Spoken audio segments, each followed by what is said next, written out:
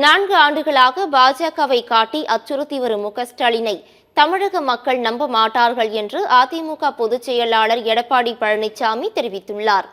இது தொடர்பாக அவர் வெளியிட்டுள்ள அறிக்கையில், பல கோடிகளை கொட்டி கொடுத்து சில கட்சிகளை அடிமைகளாக விலைக்கு வாங்கி அவர்கள் தயவால் ஆட்சி அமைத்து பல்லாயிரம் கோடிகளை கொள்ளையடித்துள்ள திமுகவின் ஊழல் பணத்திற்கு வேட்டு வைக்கும் விதமாக மத்திய அமைச்சர் அமித்ஷா பேசியதால் ஸ்டாலின் அலறி துடிப்பதாக தெரிவித்துள்ளார். தமிழ்நாட்டில் பாஜக புகுந்துவிடும் என்று பூச்சாண்டி காட்டியே தமிழக மக்களை கடந்த 4 ஆண்டுகளாக ஸ்டாலின் ஆட்சி செய்து வருவதாக விமர்சித்துள்ளார். கொலை, கொள்ளை, போதைப்பொருள் என தமிழகத்தில் சட்டம் ஒழுங்கு சீர்கெட்டுள்ளதாக குற்றம் சாட்டியுள்ளார். 4 ஆண்டுகளாக பொம்மை முதலமைச்சராக ஆட்சியை நடத்திவிட்டு தற்போது கச்சத்தீவு தொகுதி மறுசீரமைப்பு, நீட் விவகாரம் என்று தமிழக மக்கள் திசை திருப்ப முயற்சிப்பதாக தெரிவித்துள்ளார்.